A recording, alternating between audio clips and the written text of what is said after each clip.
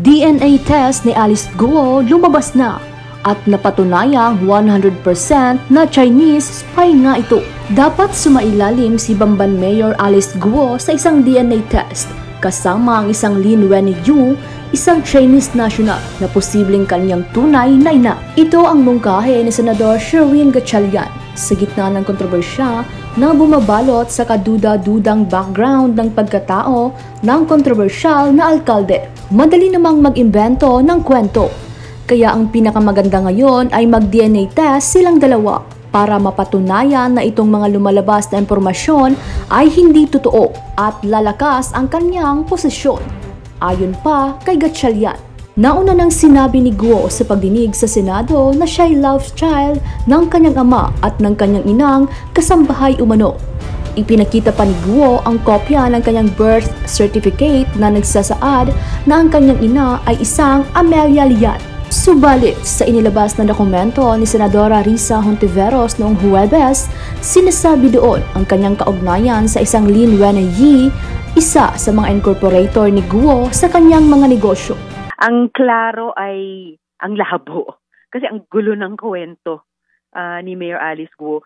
Kahit dito po sa pangalawang hearing, akala din namin mas maliliwanagan na tayo sa pagkatao niya. Pero mas lalo lang lumabo. Ang daming kasinungalingan.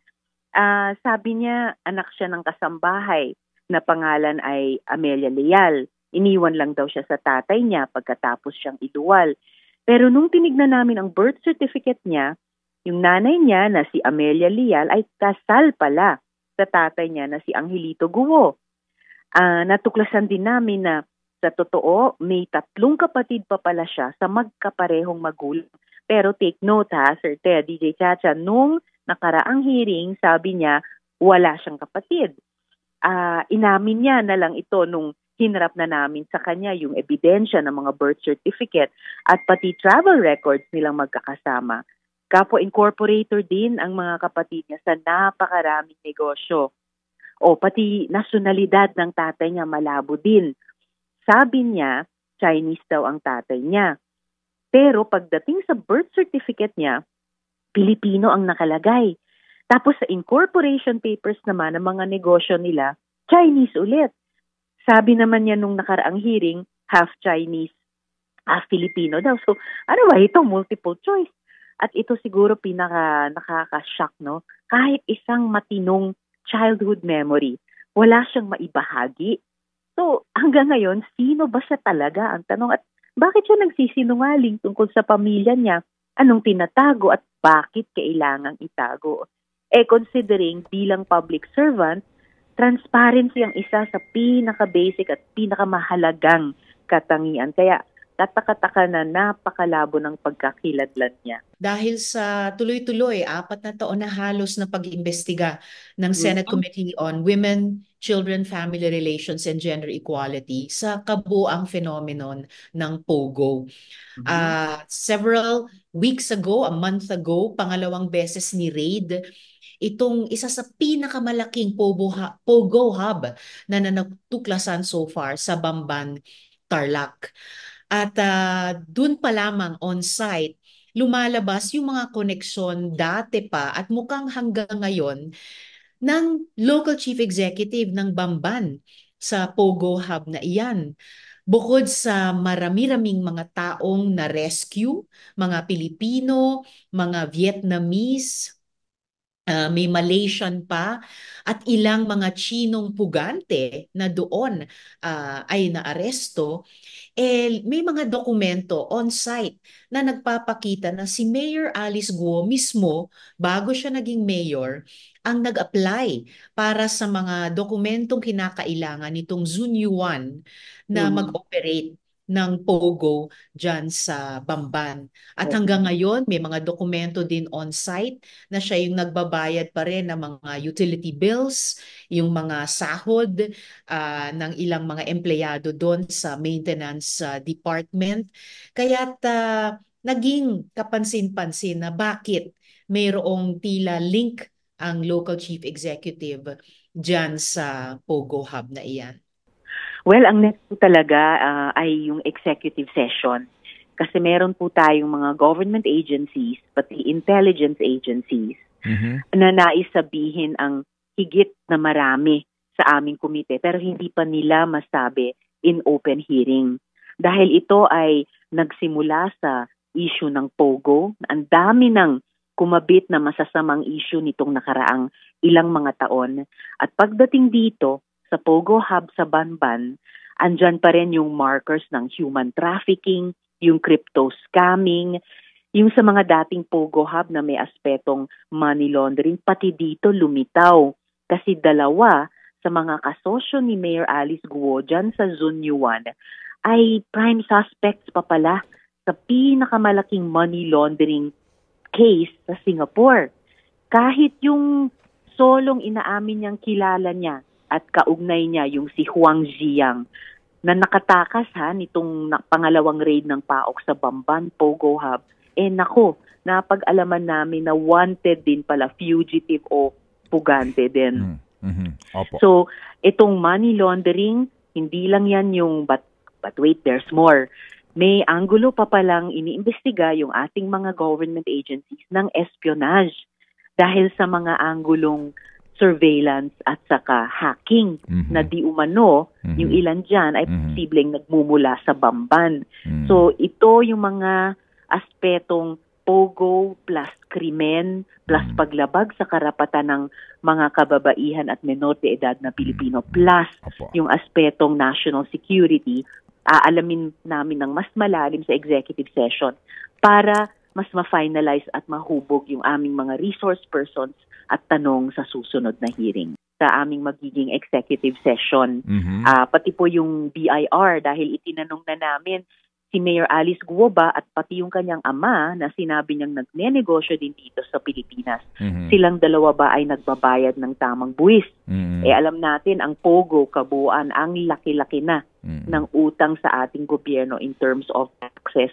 And yes, kung may mga tanong kaming kailangang itanong tungkol sa bank nila, maitatanong din po namin sa executive session. Depende po sa kung ano-anong mga impormasyon ang lumabas sa executive session at sa tansya ng komite ay kailangang isama sa committee report na isang public document. Aalamin lang namin na ito po ay covered ng mga batas o di kaya mga exemptions sa mga batas para syempre gusto po namin pagkatapos nitong halos 4 na taon na investigasyon ng Senate Committee on Women sa POGO at lahat po ng ipinanganak nitong mga issue at krimen ay hanggat maaari kompleto yung aming findings and recommendations na pwedeng ipaalam sa mamamayan.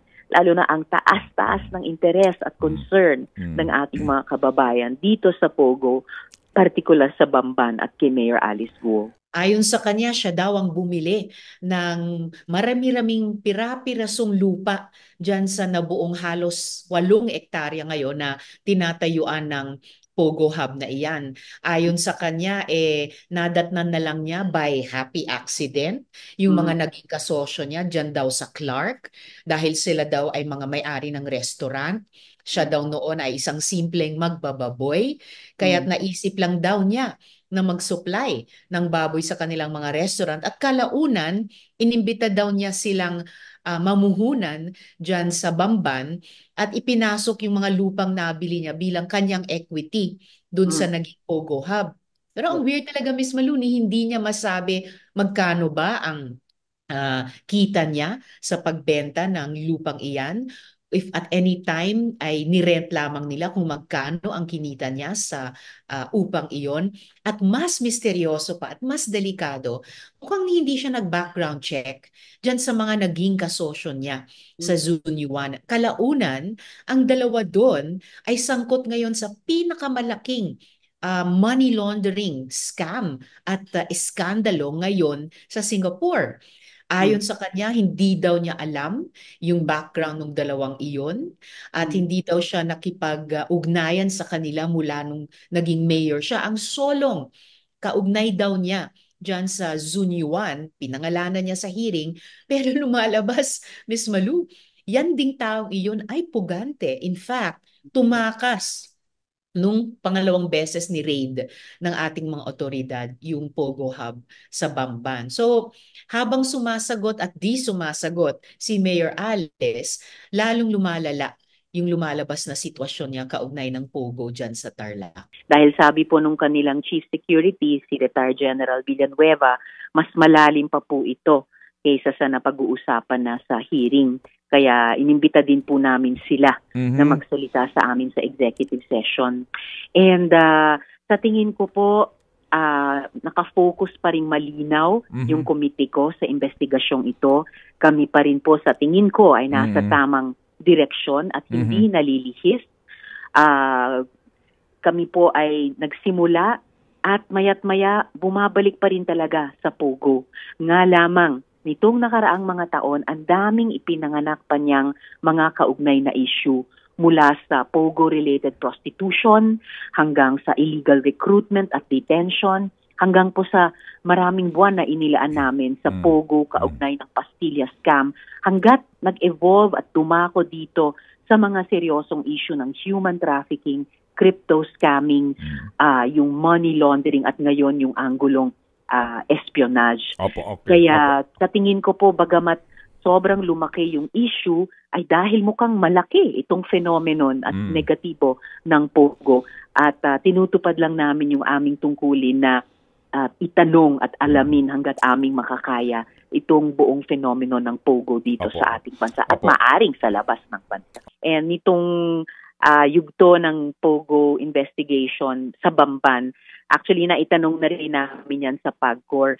Pinabulaanan kasi nila na may lisensya daw or kahit provisional license tulad nung sinabi ni Mayor Alice Guo, itong Zunyuan. Pero meron nga silang 4 na empleyado na on-site, nag-opisina dyan sa Pogo Hub sa Bamban. Kaya itinanong namin, bakit hindi nila nasilip? Kailangan pa namin itanong lalo dahil hindi pa ganap na naisagot. At sino ang nagbigay di umano ng provisional license? Sinasabi ni Mayor Alice Guo, may provisional license yung Zunyuan. Sinabi ng PAGCOR, wala daw silang ibinigay na provisional license. So alin ang totoo? At yung naunang kumpanya, bago yung Zunyuan, yung Hongsheng, yon na-issuehan daw ng lisensya ng PAGCOR dati. Pero kanilang sinuspinde.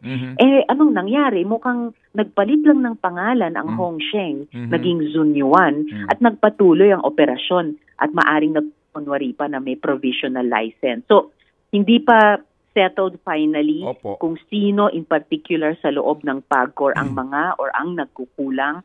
Pero na-post na yung tanong sa kanila na, oops, hindi kayo off the hook dito kasi ito nga yung isang pangunahing inaalam ng aming investigasyon na mukhang napakaluwag ng regulatory framework kahit sa Pogo.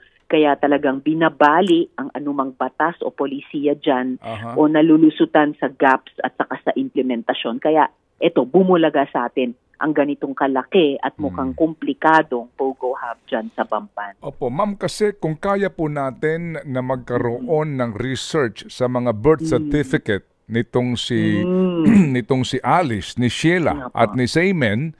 Opo, meron pang isa, Sir Ted, si Wesley. Opo, si Wesley. Kung kaya po nating ma-research ito at makakuha po ng authenticated document, ano ba naman po yung research din sa PAGCOR sa pagbibigay po ng provisional authority sa Pogo, ma'am, di ba? Opo, point very well taken po. Magagawa po namin yun bago mag-wrap up yung investigasyon. Opo. Kasi ma'am, meron din kasing claim ngayon, no? Dito sa PAGCOR ngayon, nagpalit na sila ng pangalan, hindi na Pogo, di ba?